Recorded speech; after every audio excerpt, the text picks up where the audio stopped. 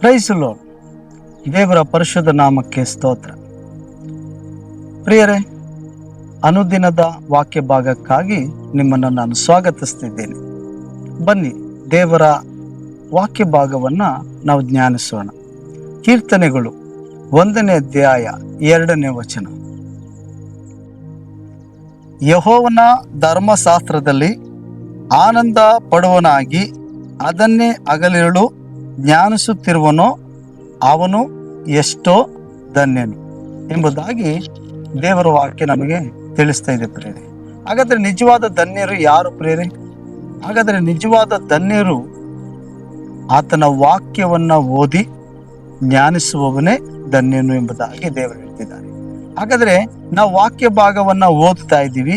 ಆ ವಾಕ್ಯ ಭಾಗವನ್ನ ನಾವು ಜ್ಞಾನಿಸಬೇಕು. ಬರೀ ಓದುವವರಾಗಿರ್ಬಾರ್ದು, ಬರೀ ಕೇಳುವವರಾಗಿರ್ಬಾರ್ದು, ಅದನ್ನ ಜ್ಞಾನಿಸುವವರಾಗಿರ್ಬೇಕು. ಅದರಲ್ಲಿ ದೇವರು ನಮಗೆ ಏನೆಲ್ಲ ಆಲೋಚನೆಗಳು ಕೊಡ್ತಿದ್ದಾರೆ, ಹೇಗೆ ನಮ್ಮೊಟ್ಟಿಗೆ ಮಾತನಾಡ್ತಿದ್ದಾರೆ ಎಂಬುದಾಗಿ ಈ ಜ್ಞಾನ ಭಾಗದಲ್ಲಿ ನಾವೇನ್ ಮಾಡ್ಬೋದು, ತಿಳ್ಕೊಳ್ಳೋಕೆ ಸಾಧ್ಯ. ಆದ್ರಿಂದ ದೇವರ ವಾಕ್ಯವನ್ನ ನಾವು ಬರೀ ಓದಿ 1 ಅಧ್ಯಾಯನೋ 2 ಅಧ್ಯಾಯನೋ ಓದಿ ಅದಕ್ಕಾಗಿ ನಾವು ಪ್ರಾರ್ಥನೆ ಮಾಡಿ ಈಗ ದೇವರು ನನ್ನ ಜೊತೆ ಈ ವಾಕ್ಯದ ಮೂಲಕವಾಗಿ ಮಾತನಾಡ್ದ ಎಂಬುದಾಗಿ ಅಷ್ಟು ಮಾತ್ರ ತಿಳ್ಕೊಂಡಿರ್ತೀನಿ. ಒಂದು ವೇಳೆ ನಾವು ಸುಮ್ಮನೆ ಆಗಿಬಿಟ್ರೆ ನೆಕ್ಸ್ಟ್ ಸಾರಿ ನಾವು ಬೈಬಲ್ ಓದಂತ ಇಂಟ್ರೆಸ್ಟ್ ಕಳ್ಕೊಳ್ತೀವಿ ಪ್ರೇರೆ. ದೇವರ ವಾಕ್ಯವನ್ನು ಓದುವಂತ ಆಸಕ್ತಿನ ಮನೋಭಾವನೆ ಕಳ್ಕೊಳ್ತೀವಿ. ಯಾಕಂದ್ರೆ ಅನೇಕರು 1 ಸಾರಿ 2 ಸಾರಿ ಬೈಬಲ್ ವಾಕ್ಯನ ಓದಿರ್ತಾರೆ, ಇಡೀ ಬೈಬಲ್ ಓದ್ತಾರೆ. ಆದ್ರಿಂದ ಕೆಲವರಿಗೆ ಬಾಯಿಪಾಠನೂ ಆಗಿರ್ತದೆ, ಯಾವ ಅಧ್ಯಾಯ ಯಾವ ವಚನಗಳಲ್ಲಿ ಏನೇನಿದೆ ಎಂಬುದಾಗಿ. ಪದೇ ಪದೇ ಅವ್ರು ನೋಡುವಾಗ ಬೈಬಲ್ ಓದೋದಕ್ಕೆ ಇಂಟ್ರೆಸ್ಟ್ ಪಡಲ್ಲ, ಅಂದ್ರೆ ಆಸಕ್ತಿ ತೋರಿಸಲ್ಲ. ಯಾಕಂತಂದ್ರೆ ಆ 1 ಅಧ್ಯಾಯ ತೆಗೆದುಕೊಳ್ಳುವಾಗ ಯಾವ್ದಾದ್ರು ಈ ಅಧ್ಯಾಯದಲ್ಲಿ ಈ ರೀತಿಯಾದ ವಚನಗಳು ಬರ್ತದೆ, ಇದೇ ವಿಷಯ ಆಯ್ತು ಎಂಬುದಾಗಿ ಕೆಲವರಿಗೆ ಕಂಠಪಾಠವಾಗಿರೋದ್ರಿಂದ, ಕೆಲವರು ಓದಿ ಅದನ್ನ ಬಾಯಿಪಾಠ ಮಾಡ್ಕೊಂಡಿರೋದ್ರಿಂದ, ಅದು ಓದಿ ನೆನಪಲ್ಲಿ ಇಟ್ಕೊಂಡಿರೋದ್ರಿಂದ ಕೆಲವರು ಏನ್ ಮಾಡ್ತಾರೆ ಅಂತಂದ್ರೆ ಈ ಅಧ್ಯಾಯದಲ್ಲಿ ಇದೇ ಬರ್ತದೆ ಎಂಬುದಾಗಿ ತಿಳ್ಕೊಳ್ತಾರೆ. ಆದ್ರೆ ಪ್ರೇರೆ, ದೇವರ ವಾಕ್ಯನ ನಾವು ಓದಿ ಜ್ಞಾನಿಸುವಾಗ ಅದ್ರೊಳಗಡೆ ಇರುವ ಮರ್ಮವನ್ನ ತಿಳ್ಕೊಳ್ತೀವಿ, ಸತ್ಯಾಂಶವನ್ನ ತಿಳ್ಕೊಳ್ತೀವಿ, ದೇವರ ನಡೆಸುವಿಕೆಯನ್ನು ತಿಳ್ಕೊಳ್ತೀವಿ, ದೇವರ ಪ್ರೀತಿಯನ್ನು ನಾವು ತಿಳ್ಕೊಳ್ತೀವಿ, ದೇವರೊಟ್ಟಿಗೆ ನಾವು ಅನ್ಯತೆ ಉಳ್ಳವರಾಗಿರ್ತೀವಿ. ಮತ್ತೆ ದೇವರ ವಾಕ್ಯವನ್ನ ಓದಿ ಜ್ಞಾನಿಸುವುದರಿಂದ ನಾವು ದೇವರ ಮನಸ್ಸನ್ನ ಅರ್ಥ ಮಾಡಿಕೊಳ್ಳೋದಕ್ಕೆ ನಾವು ಹತ್ರ ಹೋಗ್ತೀವಿ ಪ್ರೇರೆ. ತನ್ನ ಮನಸ್ಸಿನ ಯೋಜನೆಗಳನ್ನ ದೇವರು ನಮಗೆ ತಿಳಿಸ್ಲಿಕ್ಕೆ ಹೋಗ್ತಾನೆ ಪ್ರೇರೆ, ವಾಕ್ಯ ಭಾಗದ ಮೂಲಕವಾಗಿ. ಆದ್ರಿಂದ ದೇವರ ವಾಕ್ಯವು ನಮ್ಮೊಟ್ಟಿಗೆ ಮಾತನಾಡ್ತದೆ. ಆದ್ರಿಂದ ನಾವು ಇವತ್ತು ಈ ಅಧ್ಯಾಯ ಈ ವಚನ ಓದಿದ್ದೀವಿ ಅಂತ ಹೇಳಿ ನಾವು ಸುಮ್ಮನೆ ಅಲಕ್ಷ್ಯ ಮಾಡಿಟ್ಟು ಬಿಡಬಾರ್ದು. ಮತ್ತೆ ನಾಳೆ ಅದೇ ಅಧ್ಯಾಯನ ನಾವು ಓದಿ ಜ್ಞಾನಿಸುವಾಗ ದೇವರು ಇನ್ನೊಂದು ವಿಧವಾದ ಆಲೋಚನೆಗಳು ನಮಗೆ ಕೊಡುತ್ತಾನೆ, ಹೊಸದಾದ ಯೋಚನೆಗಳನ್ನ ನಮಗೆ ಪ್ರಕಟಿಸ್ತಾನೆ ಪ್ರೇರೆ. ಆದ್ರಿಂದ ಯೆಹೋವನ ಧರ್ಮಶಾಸ್ತ್ರದಲ್ಲಿ ಆನಂದ ಪಡುವನಾಗಿ ಹಗಲಿರುಳು ಜ್ಞಾನಿಸುತ್ತಿರುವವನು ಎಷ್ಟೋ ಧನ್ಯನು ಎಂಬುದಾಗಿ ಹೇಳ್ತಾರೆ. ಹಾಗಾದ್ರೆ ನಿಜವಾದ ಧನ್ಯರು ಯಾರು ಪ್ರೇರೆ? ದೇವರ ವಾಕ್ಯವನ್ನ ಜ್ಞಾನಿಸುವವರು. ಹಾಗಾದ್ರೆ ನೀವು ವಾಕ್ಯವನ್ನ ಜ್ಞಾನಿಸ್ತಿದ್ದೀರಾ? ದೇವರ ವಾಕ್ಯ ಭಾಗಕ್ಕಾಗಿ ಜ್ಞಾನಕ್ಕಾಗಿ ನಿಮ್ಮ ಸಮಯವನ್ನ ನಿಗದಿಪಡಿಸಿದ್ದೀರಾ? ನೀವು ಪ್ರತ್ಯೇಕವಾಗಿ ಕುಳಿತುಕೊಂಡು ದೇವರ ವಾಕ್ಯವನ್ನ ನೀವು ಜ್ಞಾನಿಸ್ತಾ ಇರೋದಾದ್ರೆ ಹೆಚ್ಚಿನ ದೇವರ ವಾಕ್ಯದ ಗುಡಾರ್ಥಗಳನ್ನ, ಹೆಚ್ಚಿನ ದೇವರ ವಾಕ್ಯದ ಸತ್ಯಾಂಶವನ್ನ ನೀವು ತಿಳ್ಕೊಳ್ಳಕ್ಕೆ ಸಾಧ್ಯ. ಕರ್ತನ ಮನಸ್ಸಿನ ಹತ್ತಿರ ನಾವು ಜೀವಿಸಬಹುದು ಪ್ರೇರೆ. ಅಂದ್ರೆ ದೇವರ ವಾಕ್ಯದ ಸತ್ಯಾಂಶಗಳನ್ನ ನಾವು ತಿಳ್ಕೊಳ್ಳಕ್ಕೆ ಸಾಧ್ಯ. ದೇವರ ವಾಕ್ಯದ ಮೂಲತೆಯನ್ನ ನಾವು ತಿಳ್ಕೊಳ್ಳೋದಕ್ಕೆ ಮುಂದಾಗ್ತೀವಿ ಪ್ರೇರೆ. ಆದ್ರಿಂದ ದೇವರ ವಾಕ್ಯ ಹೇಳ್ತಿದೆ, ಧರ್ಮಶಾಸ್ತ್ರವನ್ನ ಜ್ಞಾನಿಸುತ್ತಿರುವವನು ಎಷ್ಟೋ ಧನ್ಯನು ಎಂಬುದಾಗಿ ಹೇಳ್ತಿದೆ. ಹಾಗಾದ್ರೆ ಎಷ್ಟೋ ಜನ ಬೈಬಲ್ಲೇ ಓದಲ್ಲ ಇವತ್ತು, ಎಷ್ಟೋ ಜನ ವಾಕ್ಯ ಭಾಗಗಳನ್ನೇ ಓದಕ್ಕೆ ಇಂಟ್ರೆಸ್ಟ್ ಮಾಡಲ್ಲ, ಎಷ್ಟೋ ಜನ ಆಸಕ್ತಿ ತೋರಿಸಲ್ಲ, ಬೈಬಲ್ ವಾಕ್ಯ ಓದಕ್ಕೆ ಆಸಕ್ತಿನೇ ತೋರಿಸಲ್ಲ. ಸಭಾಪಾಲಕರು ಕೇಳುವಾಗ ನೀವೆಲ್ಲರೂ ದಿನ ಎದ್ದು ಬೈಬಲ್ ಓದ್ತಿದ್ದೀರಾ ಅಂತಂದಾಗ ಓದ್ತಾ ಇದ್ದೀವಿ ಅಂತ ಹೇಳ್ತಾರೆ. ಆದ್ರೆ ಬೈಬಲ್ ಯಾರು ಕೂಡ ಓದ್ತಿರೋಂಥ ವ್ಯಕ್ತಿಗಳನ್ನ ನಾವು ನೋಡ್ತೀವಿ. ಅನೇಕ ಜನ ಬೈಬಲ್ ಓದೋದಕ್ಕೆ ಮನಸ್ಸೇ ಕೊಡಲ್ಲ, ಅವ್ರಿಗೆ ಬೈಬಲ್ ಓದಕ್ಕೆ ಟೈಮೇ ಕೂಡ ಸಿಗಲ್ಲ ಅವ್ರ ಜೀವಿತದಲ್ಲಿ. ಆದ್ರಿಂದ ಭಾನುವಾರ ಬಂದಾಗ ಸೇವಕರು ಪ್ರಸಂಗ ಮಾಡುವಾಗ ಆಗ ಇಂಟ್ರೆಸ್ಟ್ ಆಗ್ತದೆ ಬೈಬಲ್ ಓದೋ ಕೆಲವರಿಗೆ, ಆಗ ಬೈಬಲ್ ಓದ್ತಾ ಕೂತಿರ್ತಾರೆ, ಎಲ್ಲಿ ಚರ್ಚಲ್ಲಿ ಬೈಬಲ್ ಓದ್ತಿರ್ತಾರೆ. ಆದ್ರೆ ದೇವ್ರಿಗಾಗಿ ಬೆಳಗ್ಗೆ ಎದ್ದು ಬೈಬಲ್ ಓದಬೇಕು, ನಾನು ಸಾಯಂಕಾಲ ಹೊತ್ತು ಬೈಬಲ್ ಓದಬೇಕು, ಮತ್ತೆ ನನಗೆ ಸಮಯ ಸಿಗುವಾಗ ಬೈಬಲ್ ಓದಿ ಸ್ವಲ್ಪ ಹೊತ್ತು ನಾನು ಅದನ್ನ ಜ್ಞಾನಿಸೋದಕ್ಕೆ ಸಮಯವನ್ನ ಕೊಡಬೇಕು, ದೇವರ ವಾಕ್ಯದೊಟ್ಟಿಗೆ ನಾನು ಸ್ವಲ್ಪ ಸಮಯ ಕಳೀಬೇಕು, ಮತ್ತೆ ಅದನ್ನ ನಾನು ಜ್ಞಾನಿಸ್ಬೇಕು ಅನ್ನೋದು ಅನೇಕ ಜನರು ಆಸಕ್ತಿಯನ್ನೇ ತೋರಿಸಲ್ಲ ಪ್ರೇರೆ. ಈ ರೀತಿಯಾಗಿ ನಾವಿರಬಾರದು ಪ್ರೇರೆ. ಯಾಕಂದ್ರೆ ದೇವರ ವಾಕ್ಯನ ನಾವು ಓದಿ ಜ್ಞಾನಿಸುವವರಾಗಿರ್ಬೇಕು. ಜ್ಞಾನಿಸೋದ್ರಿಂದ ದೇವರ ಆತ್ಮನಿಂದ ನಾವು ನಡೆಸಲ್ಪಡ್ತೀವಿ. ಜ್ಞಾನಿಸೋದ್ರಿಂದ ದೇವರ ಚಿತ್ತವನ್ನ ನಾವು ತಿಳ್ಕೊಳ್ತೀವಿ. ದೇವರು ನಮಗಾಗಿಟ್ಟಂತ ಯೋಜನೆಗಳು ನಾವು ಅರ್ಥ ಮಾಡ್ಕೊಳ್ತೀವಿ.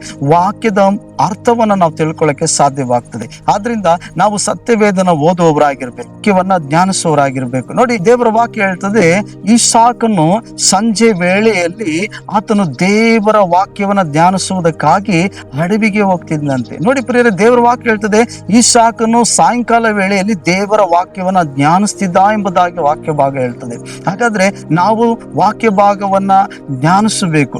ಧ್ಯಾನಿಸುವಾಗ ನಾವು ಏಕಾಂತವಾಗಿ ಕೂತುಕೊಂಡಿದ್ದೇನೆ ದೇವರ ವಾಕ್ಯನ ಓದುವಂಥದ್ದು ಮತ್ತೆ ಧ್ಯಾನಿಸುವುದಕ್ಕೆ ನಾವು ಸಮಯವನ್ನು ತೆಗೆದುಕೊಳ್ಳುವಾಗ ನಾವು ದೇವರ ಅನ್ಯೋನ್ಯತೆಯಲ್ಲಿ ಇರ್ತೀವಿ.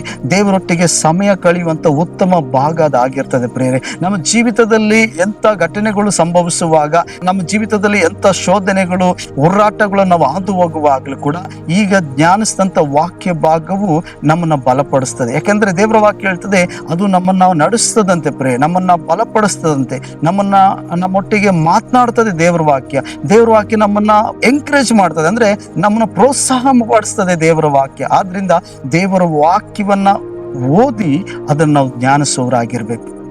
ಪ್ರಿಯರೇ, ಲೋಕದಲ್ಲಿ ಎಷ್ಟೋ ಜನ ಅನೇಕ ವಿಷಯಗಳಲ್ಲಿ ಸಂತೋಷ ಪಡುವುದನ್ನು ನೋಡ್ತೀವಿ. ಹಣದ ವಿಷಯದಲ್ಲಿ ಸಂತೋಷ ಪಡ್ತಾರೆ, ಬಂಗಾರ ವಿಷಯದಲ್ಲಿ ಸಂತೋಷ ಪಡ್ತಾರೆ, ಫ್ರೆಂಡ್ಶಿಪ್ ವಿಷಯದಲ್ಲಿ ಸಂತೋಷ ಪಡ್ತಾರೆ, ಮದುವೆ ವಿಷಯಗಳಲ್ಲಿ, ಮನೆ ಕಟ್ಟಿಕೊಳ್ಳುವಾಗ, ಅವ್ರಿಗೇನಾದ್ರೂ ಒಂದು ಉಡುಗೊರೆ ಸಿಗುವಾಗ, ಮತ್ತೆ ಎಕ್ಸಾಮ್ ಅಲ್ಲಿ ಪಾಸ್ ಆಗುವಾಗ, ಮತ್ತೆ ಹೀಗೆ ಸಂತೋಷ ಅನೇಕ ವಿಧದಲ್ಲಿ ಲೌಕಿಕವಾಗಿ ಸಂತೋಷ ಪಡೋದನ್ನು ನೋಡ್ತೀವಿ ಪ್ರಿಯರೇ. ಅವ್ರನ್ನೆಲ್ಲರೂ ಕೂಡ ಯೇಸು ಸ್ವಾಮಿ ಧನ್ಯರು ಎಂಬುದಾಗಿ ಹೇಳ್ತಿಲ್ಲ. ಆದ್ರೆ ಯೆಹೋವನ ಧರ್ಮಶಾಸ್ತ್ರದಲ್ಲಿ ಆನಂದ ಪಡುವವರಾಗಿ, ದೇವರ ವಾಕ್ಯ ಓದುವುದರಲ್ಲಿ ಯಾರು ಆನಂದ ಪಡ್ತಾರೋ, ದೇವರ ವಾಕ್ಯವನ್ನ ಧ್ಯಾನಿಸೋದ್ರಲ್ಲಿ ಯಾರು ಆನಂದ ಪಡ್ತಾರೋ ಅವರು ನಿಜವಾದ ಧನ್ಯರಂತೆ. ಹಾಗಾದ್ರೆ ದೇವರ ವಾಕ್ಯನ ಓದುವುದ ವಿಷಯದಲ್ಲಿ, ಧ್ಯಾನಿಸುವಂತ ವಿಷಯದಲ್ಲಿ ಯಾರು ಮನಸ್ಸು ಕೊಟ್ಟಿರ್ತಾರೋ ಅವರು ನಿಜವಾದ ಧನ್ಯರು ಎಂಬುದಾಗಿ ಸ್ವಾಮಿ ಹೇಳ್ತಿದ್ದಾರೆ. ಹಾಗಾದ್ರೆ ನಾವು ಯಾವ ವಿಷಯದಲ್ಲಿ ಆನಂದ ಪಡ್ತಾ ಇದ್ದೀವಿ? ದೇವರ ವಾಕ್ಯ ಓದುವ ವಿಷಯದಲ್ಲಿ ಆನಂದ ಪಡ್ತಿದೀವ? ದೇವರ ವಾಕ್ಯವನ್ನ ಓದಿದ ವಾಕ್ಯವನ್ನ ಧ್ಯಾನಿಸುವ ವಿಷಯದಲ್ಲಿ ನಾವು ಆನಂದ ಪಡ್ತಿದೀವ?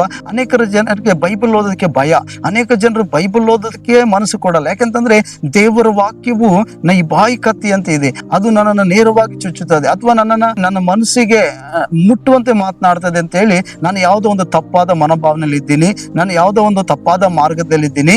ವಾಕ್ಯ ಓದುವಾಗ ಆ ವಾಕ್ಯದ ಮೂಲಕ ದೇವರು ನನ್ನೊಟ್ಟಿಗೆ ಮಾತನಾಡ್ತಾನೆ ಅನ್ನೋ ಭಯದಿಂದ ಏನ್ ಮಾಡ್ತಾರೆ ಅಂದ್ರೆ ಕೆಲವರು ಸತ್ಯವೇದವನ್ನೇ ಓದಲ್ಲ. ಕೆಲವು ಜನ ಸತ್ಯವೇದದ ಮೇಲೆ ಇರುವಂತ ಆಸಕ್ತಿನೇ ಕಳ್ಕೊಂಡಿದ್ದಾರೆ. ಹಾಗಾದ್ರೆ ಅವ್ರು ಯಾರು ಧನ್ಯರಾಗಲ್ಲ ಪ್ರೇರಿ. ಯಾರು ಯೆಹೋವನ ಧರ್ಮಶಾಸ್ತ್ರದಲ್ಲಿ ಆನಂದ ಪಡುವರಾಗಿ ಅದನ್ನ ಹಗಲಿರುಳು ಜ್ಞಾನಿಸ್ತಾನೋ ಅವನು ನಿಜವಾಗ್ಲೂ ಕೂಡ ಅವರು ಧನ್ಯರು ಅಂತ ಹೇಳ್ತಿದ್ದಾರೆ. ಹಾಗಾದ್ರೆ ನೀವು ಜ್ಞಾನಿಸ್ತಿದ್ದೀರಾ? ಹಾಗಾದ್ರೆ ಬನ್ನಿ ದೇವರ ವಾಕ್ಯನ ಇವತ್ತಿಂದ ಓದದೇ ಇದ್ದವರು ಓದುವುದಕ್ಕಾಗಿ ಒಪ್ಪಿಸಿಕೊಡೋಣ. ಪ್ರಿಯ, ನಾವು ದೇವರ ವಾಕ್ಯ ಸತ್ಯವೇದನ ಓದೋಣ. ದಿನಕ್ಕೆ ಬೆಳಿಗ್ಗೆ ಒಂದು ಅಧ್ಯಾಯ ಆದ್ರೂ, 2 ಅಧ್ಯಾಯ ಆದ್ರೂ ಕೂಡ ನಾವು ಓದುವುದಕ್ಕಾಗಿ ನಮ್ಮನ್ನು ಒಪ್ಪಿಸಿಕೊಡೋಣ. ಪ್ರಿಯ, ಸಾಯಂಕಾಲ ಬಿಡು ಮಾಡಿಕೊಂಡು ನಾವು ದೇವರ ವಾಕ್ಯನ ಓದುವುದಕ್ಕಾಗಿ ಸಮಯ ತೆಗೆದುಕೊಳ್ಳೋಣ.